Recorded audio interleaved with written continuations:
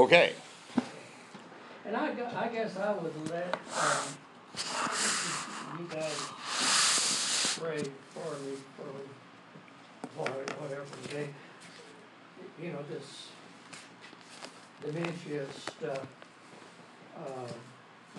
We all know what's that now, and it stops, and mine has stopped, and my speech is going daily, and I'm fighting it. Yeah. Yeah. And I don't know what's going to come from that, but it's getting worse than it is happening. Okay, so that's 1 Samuel. We'll start in chapter 18 and finish in chapter 20. Right? You remember last week's lesson? Bless you. Surely somebody remembers last week's. it was in Samuel. David took off his head. Yeah, David slayed Goliath, right? Mm-hmm. So we're going to read here what happened shortly after that here in chapter 18, verse 1. It came about when he had finished speaking to Saul, the soul of Jonathan was knit to the soul of David, and Jonathan loved him as himself. And who's Jonathan? Saul's son, David's best friend. So Saul's son. Saul is? King. The king. So Jonathan is? The crown prince. The prince, the next king, by tradition. Correct.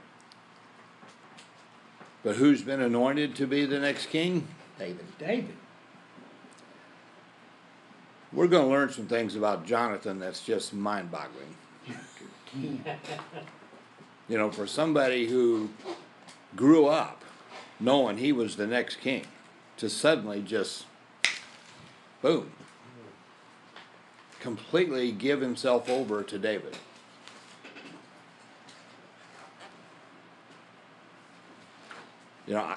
I can't see myself doing that. If I grew up knowing I was the next king, and the privileges, of course he had the privileges of being prince, right? Mm-hmm. Now we do know that he was sincere about his relationship with God, and how do we know that?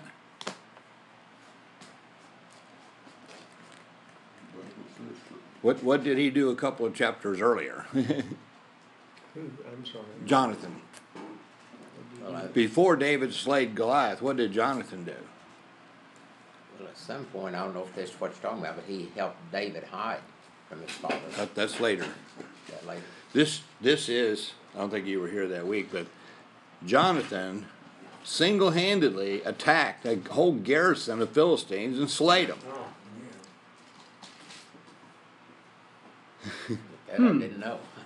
You're right, I wasn't. Yeah. Right? So his bravery was not in question, right? Right. He said, God will give me victory, right?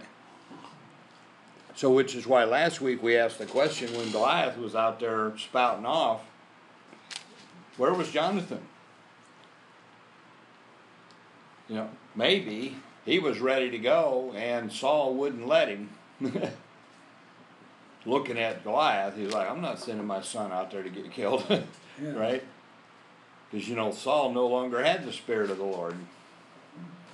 He had an evil spirit that was hounding him. But we don't know.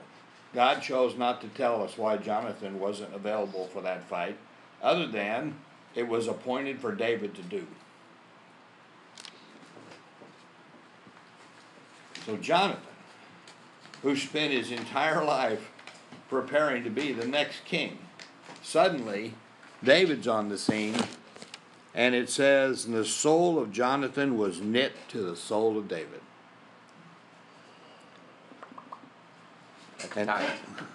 And Saul took him that day and did not let him, talking about David, return to his father's house. Of course, that's what was promised, right? The king will take your youth. Okay? And Jonathan made a covenant with David because he loved him as himself. And we're going to hear a little more about that covenant in a little bit. And Jonathan stripped himself of the robe, the royalty robe, right, that was on him, and gave it to David. What is he saying by giving David the robe? You're the king. You're the next king. Yeah, you're the king. With his armor, including his sword and his bow and his belt. So anybody seeing David would now see, in essence, Jonathan would see the next king. This reminds me of Philippians 2:7. Even more so, though, Christ emptied himself, right, for us. Left heaven. He came to earth, not just as a man, but in the beginning as an infant.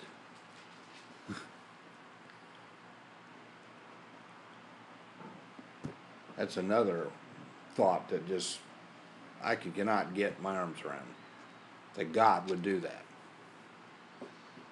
You stop and think about who God is and think about what he did. I just, I can't understand that. Jonathan is surrendering himself completely to David. And David to Jonathan, I might add. So David went out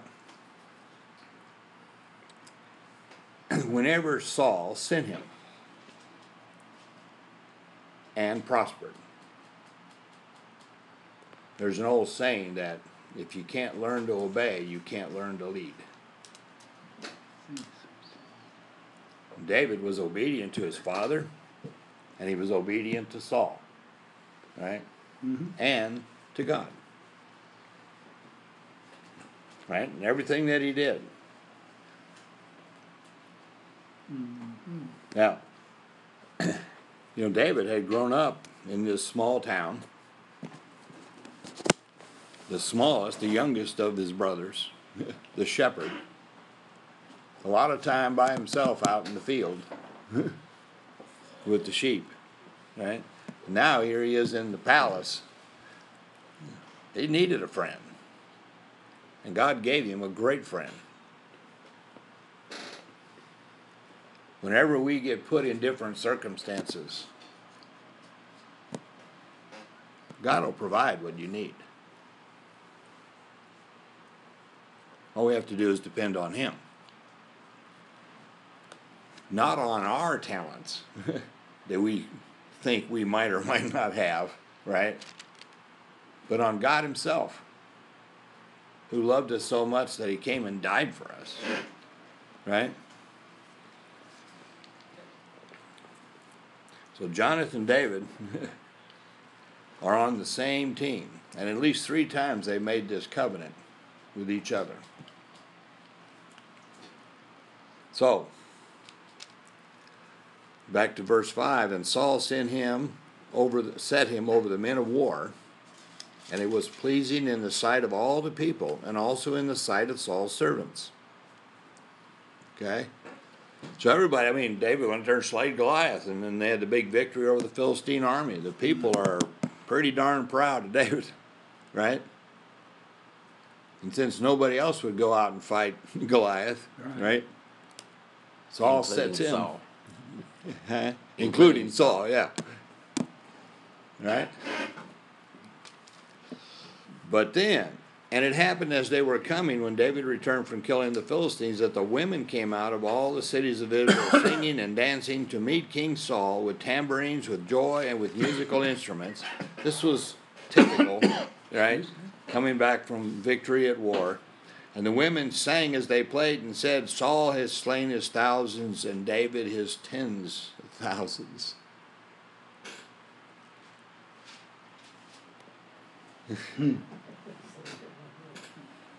Well, Saul, you remember Saul has this evil spirit hounding him. So when Saul saw this and heard it, he became very angry. for this saying displeased him, and he said, they have ascribed to David tens of thousands, but to me have ascribed thousands. Now what more can he have but the kingdom? And Saul looked at David with suspicion from that day on. It's terrible just to have the kingdom left.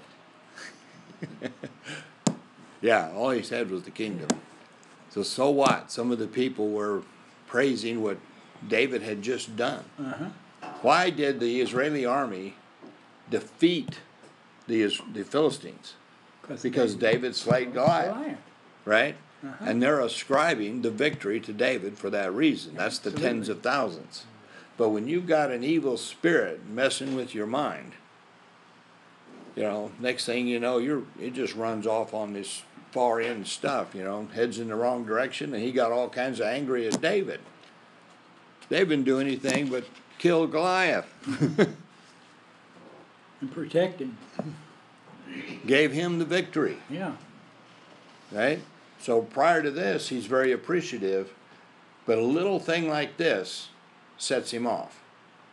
Have you ever heard the phrase that you know the size of the man by the size of the thing that makes him angry? I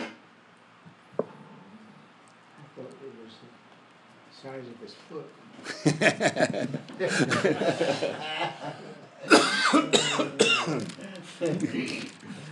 They might tell you how tall he is, but The next verse really is probably, but I don't even understand it. I don't even know what to say about it. Which one Which is that? verse 10, and it came about on the next day that an evil spirit from God, Yeah, that's the evil spirit from God came mightily upon Saul. See, now that was mentioned like 4 times. Yes, it was. I still don't get it either. Yep. We don't think of God providing evil spirits. And it doesn't say an evil spirit that God allowed. It says specifically from God. Now, what had Saul done? Disobeyed. Yeah. So God is punishing him for his disobedience, bottom line. And he provides a method, which is David. David is playing the harp and singing and soothing Saul. The evil spirit leaves him when David plays. In this case, we get a different story. David was playing the harp with his hand as usual, and a spear was in Saul's hand. And Saul hurled the spear, for he thought, I will pin David to the wall. But David escaped from his presence twice. So, as we see, Saul is now out to kill David just because what? Some women were saying something? What was the status of women? That Zero. sounds about right, though, if you think about it. Yeah. 0. Yeah, women couldn't vote, for example, right? They had no status. They couldn't testify in court Couldn't own because their land. quote testimony was considered unreliable, right? But yet, he's all kinds of bent out of shape to the point of trying to kill his very best servant, his only hope of avoiding the evil spirit, because of something some women said.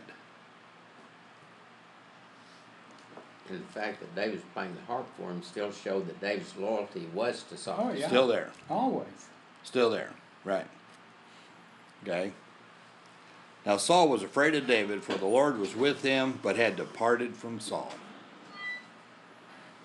Therefore Saul removed him from his presence and appointed him as commander of 1,000, and he went out and came in before the people. So now he's out with would that be a battalion today? Right, 1,000 guys. And David was prospering in his ways, for the Lord was with him. That was prospering also means wise. Right? And Saul saw he was prospering greatly, and he dreaded him. But all Israel and Judah loved David, and he went out and came in before them. So now he's commanding this group of soldiers, and they're continuing going out having these battles, and David keeps winning. Right? Here's an interesting one too, right? Saul said to David, "Here's my older daughter, Merab. I will give her to you as a wife. Only be valiant man for me, and fight the Lord's battles." For Saul thought, "My hand shall not be against him, but let the hand of the Philistines be against him." He's thinking sooner or later the Philistines are going to kill him. Right? Mm-hmm. Now, what was the deal he made if you killed Goliath? He's giving his Well, daughter. his daughter. Now he's now just saying, "I'll give her if." Yeah. He's kind of backtracking, isn't he? Mm-hmm. Well, he does it again. He's typical. But David said to Saul, "Who am I, and what is my life or my father's family in Israel that I should be the king's son-in-law?" He had not one earned it, right? Based on the king's offering, King's offering. right? But yet he remains humble. Who am I?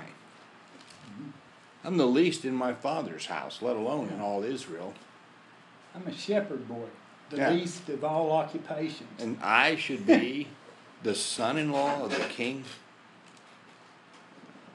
Right? He doesn't put himself in those positions. Mentally, he's the shepherd boy. He's a servant. Who are we?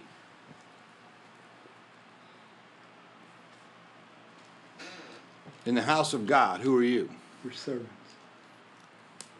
We're supposed to be servants. Aren't you not sons of God? Mm-hmm. You're grafted in, Mm-hmm. right? Grafted into the vine. But it is something that we don't want to go to our head, that we are, as sons of God, better than somebody else who's yet not saved, right? Right. They're lost. You're only found and in that position because God did it, That's right. right? So we need to remain humble and, as servants of God, do His bidding, at the very least of which is to testify to those that are lost, to see who else God will bring into the family. It's a God thing, right? Right. So we have to maintain that. Now, when it came time when Merab, Saul's daughter, should have been given to David, that she was given to Adriel, the Metholalite, for a wife. Wait a minute. Then he lied to David. Now, Milcah, Saul's daughter, loved David. When they told Saul the thing was agreeable to him, and Saul thought, "I will give her," right, to him, that she may become a snare to him, and that at the hand of the Philistines may be against him. Therefore Saul said to David for a second time, "You may be my son-in-law today." Then Saul commanded his servants speak to David secretly, saying, "Behold, the king delights in you, and all his servants love you. Now therefore become the king's son-in-law." So he's convincing David to do it, Mm-hmm. right? And he told David, "You go out and slay those Philistines, and you can have my second daughter." Mm-hmm. You think David was convinced that was true? Remember, he's wise. But he's still obedient. Drop down to verse 27. David rose and went, he and his men, and struck down 200 men among the Philistines. He was supposed to kill 100. Twice as many. Twice as many. Then David brought their foreskins and gave them in full number to the king, that he might become the king's son-in-law. So Saul gave him Milcah, his daughter, as a wife. Right?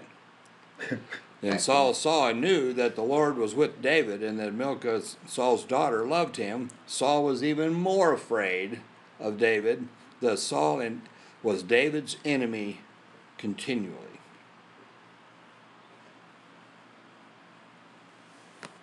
But an enemy only in Saul's mind. Only in Saul's mind. Yeah, That's David exactly was still a right. servant. The end of 30. David behaved himself more wisely than all the servants of Saul, so his name was highly esteemed. Okay?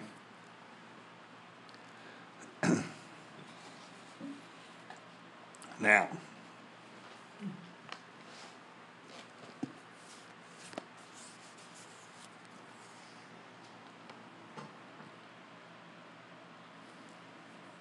so now Saul is continually trying to kill David, even though he knows that God is with David.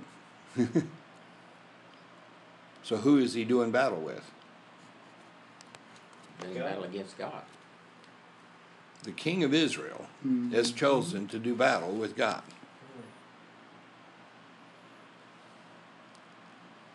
That's not very wise, is it?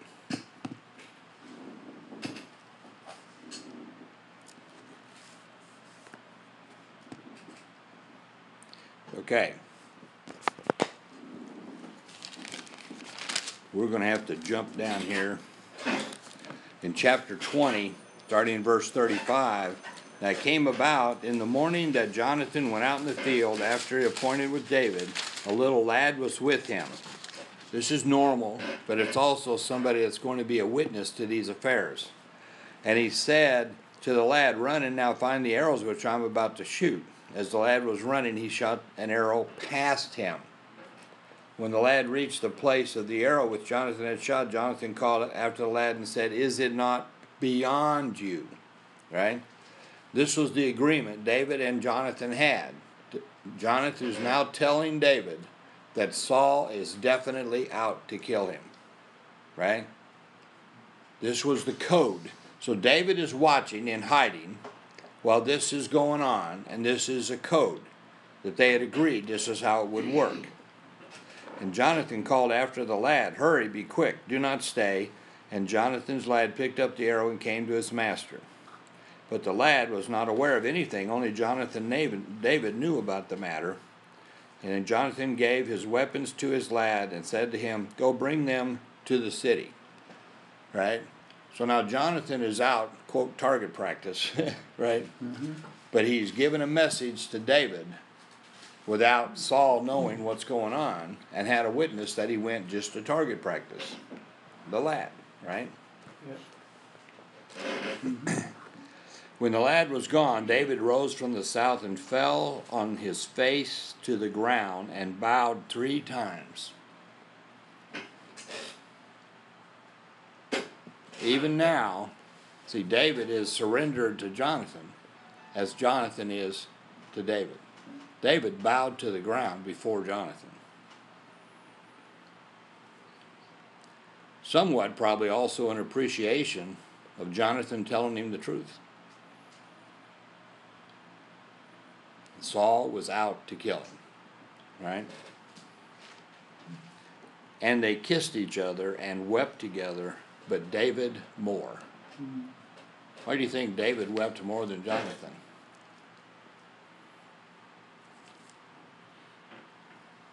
Well, he was gonna have to leave, and he was supposed to be the next king. They're now separating. Number one, they're not going to be able to see each other. Right? Number one. So they both wept. Jonathan is returning to the palace. David's going to the wilderness and hiding. Alone. Well, this will be a very puzzling time because he's supposed to be the next king. And he knows Yet he's he's anointed having to to be go the hide. next king. Yeah. Right? And now he has to go hide in the wilderness. Right? And approximately how long does this period last where Saul's chasing David all over the countryside? I think it's about 7 I years. don't know. Well, then it's several years, but Right? Right. But you can see how humble David still is.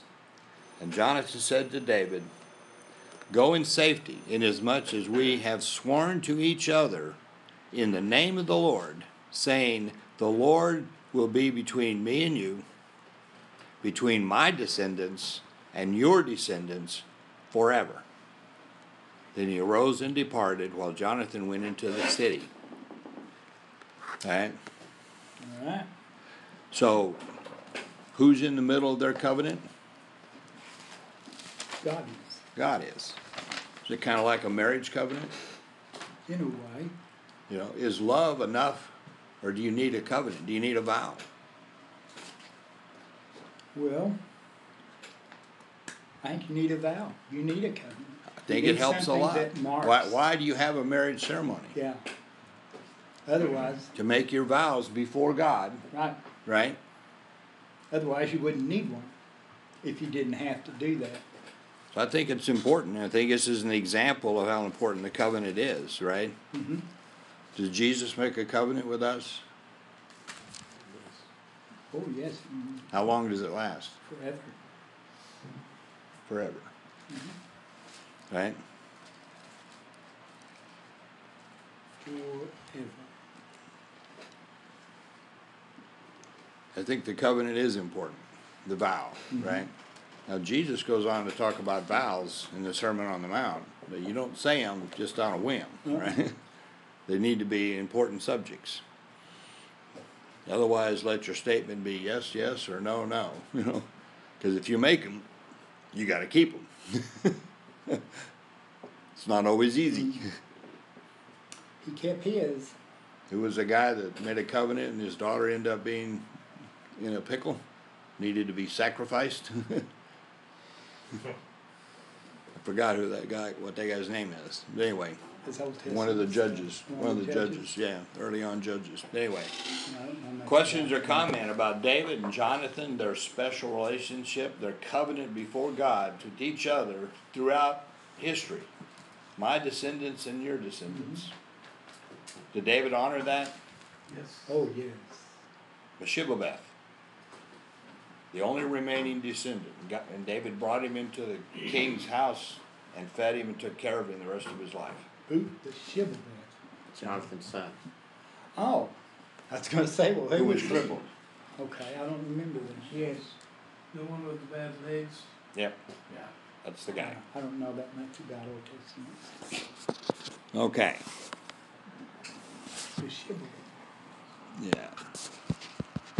Anyway, Heavenly Father, thank you so much for bringing us into your house, for your word and the lessons and how you teach us from these stories of history and things that took place in the past and how they apply to things that we do today. Help us be humble, your servants, obedient to you. As your Holy Spirit guides us, may we be your witnesses. In the name of Jesus, amen.